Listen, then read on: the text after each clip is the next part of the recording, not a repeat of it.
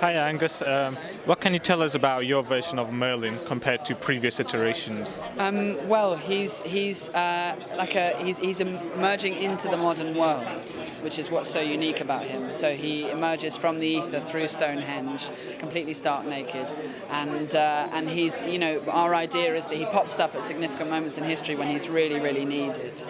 So he is the reason he's unique is because he has all this ancient history about him that's part of who he is, but suddenly placed into a modern context, it can seem quite incongruous and fun. So both you and Sir Patrick Stewart play Merlin. What was the dynamic like in keeping your character in sync?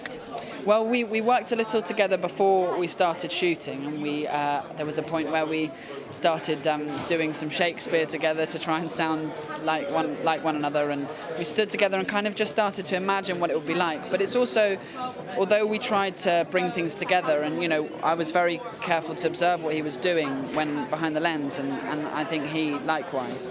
We also just trusted that it would happen, and we're playing different parts of the character. He's sort of the soul, and I'm the kind of the external thing. So it's we just trust that will make happen when it comes together. Louis Serkis has spoken that you guys made friends for life on this film. Oh, did he? Yeah, and I was wondering, what did you guys go to between filming? Between filming, all sorts of nonsense, playing pranks on one another.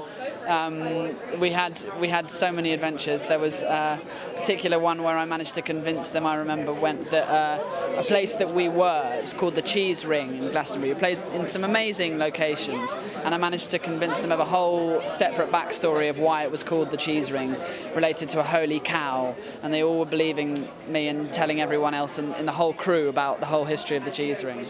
Maybe 1,000 years, and we had an idea that he pops up at history when he's needed most, and the reason he's unique and brilliant in this story is because he's suddenly placed into the modern world. So all of his ancient mannerisms and amalgamation of history is all brought into the modern era, where he isn't interested in cars and any modern technology. He cares about what's of the earth.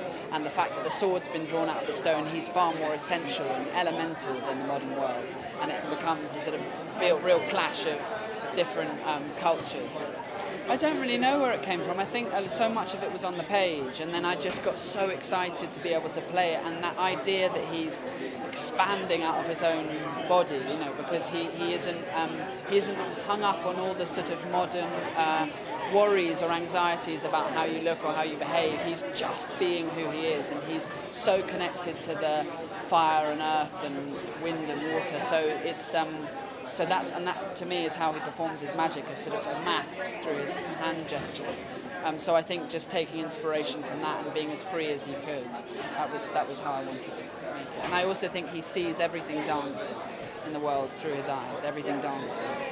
Yeah, it was a real privilege to share a part with Sir Patrick. He was such a gentleman and came along to watch what we've been working on. The five of us, those scenes, and he was very generous in wanting to sort of bring our performances in sync, and we started to work together and speak text together and just observe each other work. I think we didn't want to really go all out to try and make everything exact, because as I say, we played sort of different parts of who Merlin is, but we just trusted that through observing each other we'd be able to work together. He was so kind. The heart of the story, there's a lot of things I could say, but the main thing is the fact that it's in a modern context means that an audience watching it suddenly go, my God, this story really does matter, and this story really could be me.